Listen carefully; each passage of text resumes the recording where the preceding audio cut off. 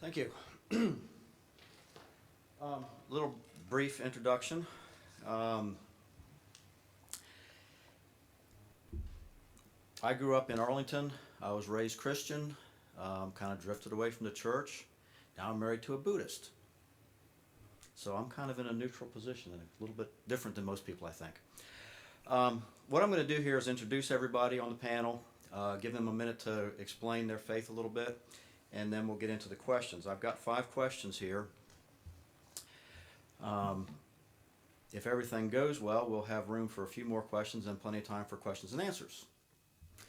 Okay, starting at the far end, Sher Singh with the, I'm not sure I can pronounce this properly, Guru Angad Institute of Sikh Studies.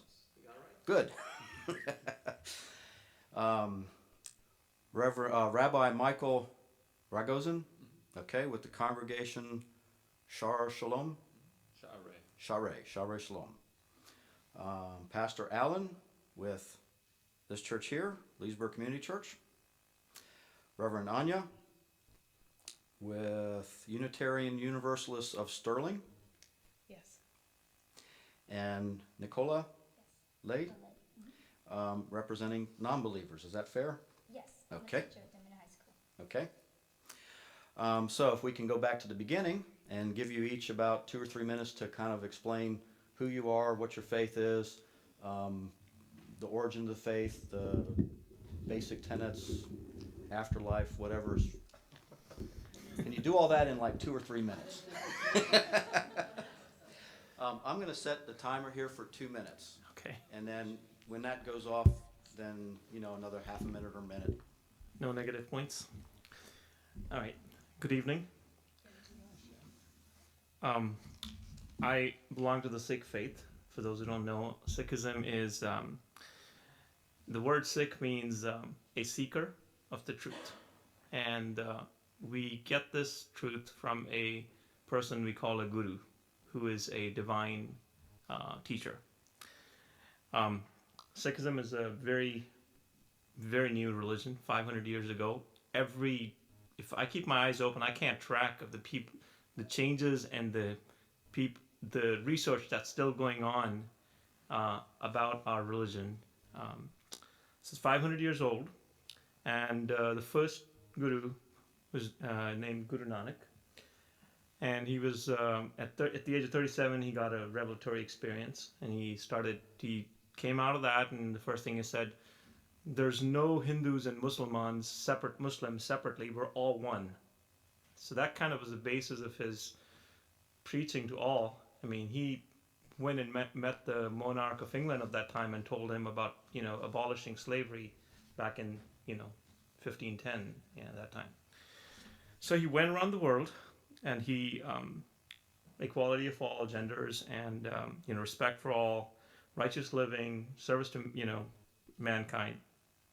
So he had 9 followers. They crystallized his philosophy, put it down into where it can't be changed, got all the supporting verses and views from the Hindu faith and the other faiths of that time, and incorporated it there, and that became our everlasting guru, our teacher, our divine holy book.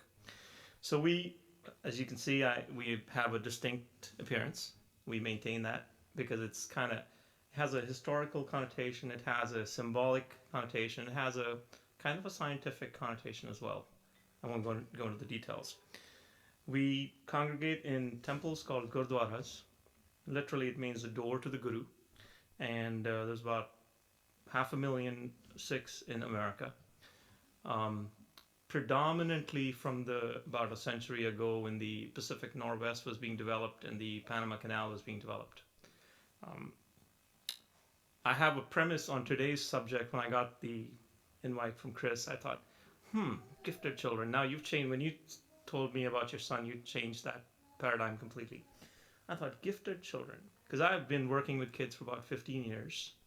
Our institution we're a Saturday school. We teach religion, music, language, social activities, and community activities. They're not very different than others. they're marked certainly above all others, and whatever they do, they excel in. And my basic premise is that we've got to, and I know you're going to go into that detail, but they're not any different, and all my answers will have that feeling. They demand more. They'll ask for more truth, and I think we owe that to all the children. When we talk about faith and religion, they're going to discredit. This generation is going to discredit whatever you say unless it's grounded and it goes, and then you can prove it. You can prove every faith if you believe strongly in it, and having no faith also. And so I think that's about it. Thank you. Can I ask you two questions before we move on? Sure. There's no deity involved, no God, no. Correct.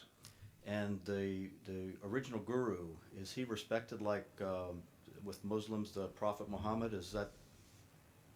Yes. So basically, his revelatory experience, and then his through the blessings, through his revelation, and him finding and passing on that light to the followers, the 9 followers after him, who through their divine connection were able to kind of bring the truth out, more of it out, of every aspect of life. And that those verses we call Guru Bani, the word of the Guru, and that word is what we believe is the ultimate truth.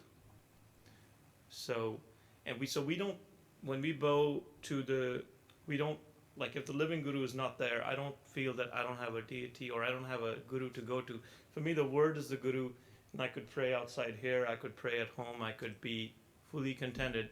But the purpose of coming to a congregation is, if I don't get my answer by just closing my eyes and thinking about God, or if I don't get my answer by coming and reading the Holy Book, I can come and get support from my friends and family, from my community. Okay, thank you. Sure. Rabbi Michael. Thank you, Cher. Hi, I'm Michael Rogozin. I'm the rabbi of Congregation Sha'arei Shalom here in Leesburg. And I guess one of the things that's nice in sharing your opening statements is that one of the things that when we begin to learn about other religions is that it will challenge, it challenges me, because I am going to understand religion through my own lens and my own Jewish practice. And so too, then the world tends to understand our unique religious traditions or practices through the individual lens. So I take that in mind when I have a chance to speak a little bit about Judaism. I think, what do I need to say that might differentiate Judaism from the dominant religion in America, which is Christianity? So oftentimes when I begin my discussion about Judaism, as I will tonight, I'd like to simply share that Judaism is as much a religion as it is a people. And this might be true for everyone on the panel, right? That we're creating community, and there are people who are looking for spiritual meaning, and there's going to be people all in between. But for me, there's no problem with having somebody who is an atheist or agnostic and is going to be part of my community. As a matter of fact, almost the most common thing that people say to me when they join or walk into the synagogue and they're thinking of getting into the community is they'll say, "Rabbi, I'm not religious." So imagine that they're coming into the synagogue, they say, "I'm not religious," and it's worth a conversation. Everybody means something different with that statement, but either they're saying their life doesn't revolve around thinking about God, or maybe it means more that they don't live their life according to a strict observance of the Jewish laws. So in that sense, what's really, I think, important in Judaism is that it's a way of life. And if in Judaism, Abraham Joshua Heschel had a very nice way of putting it, that a Jew is asked to take a leap of action and not a leap of faith. So those are some of the brief things I would say. I'll add one more thing. So that when it comes to thoughts, say theology within Judaism, there's such a breadth of ideas that have been presented that the individual will find reflected in the tradition what they believe. If you just take the 5 books of Moses for an example, Jacob believes that God can inhabit a pillar, And when he has his dream and he sets up stones and he's going to set up a pillar at Bethel when he comes back, because the divine presence could inhabit a stone pillar or a wooden pillar, whatever it is. The God of Leviticus, the third book of the Torah, that God believes that author believes that God can't be in just any old pillar. God is in one specific location, and the divine presence has inhabited the tabernacle. But then when you get to the book of Deuteronomy, the author of Deuteronomy doesn't believe that God can be physically here, but there can be, if you will, the access point can be here on earth, and that's going to be in the temple, but God is going to be God's being is going to be somewhere else. So there, even in the sacred text of our tradition, you have a variety of theological views, which then open it up for, I think, seeking, as your religion is called. Well, I probably will take the least amount of time and yield it to those, because most of you are because there are so many, over 2 billion Christians in the world, most of you have had experiences. I'm sorry to say, I know many of you have probably had negative experiences, unlike the teachings of Jesus Christ. One of the sad things, I think Gandhi probably said it best. He said, I would become a Christian if I'd ever seen one. In other words, the teachings of Jesus Christ are wonderful and sublime, and they're not very well lived out. I could say that we were a sect of Judaism, but that would upset the rabbi, and it wouldn't exactly be true. But obviously, what we believe as Christians, this particular congregation, so that you know, as far as kind of the theological perspective, we probably represent Orthodox Christianity. This was, in years past, a Baptist church, so it would have been evangelical. I was here 10 years ago, left for 9 years, and came back 3 years ago. When I was here the first time, we began to do the contemporary service under the name Leesburg Community Church. Probably 30% of the people there had come from a Catholic background, Presbyterians, Lutherans, Episcopalians. We have a wide mix of those who are basically Orthodox. It's a kind of a big tent. The commonality would be, though, that we are Orthodox. Basically Orthodox in our beliefs.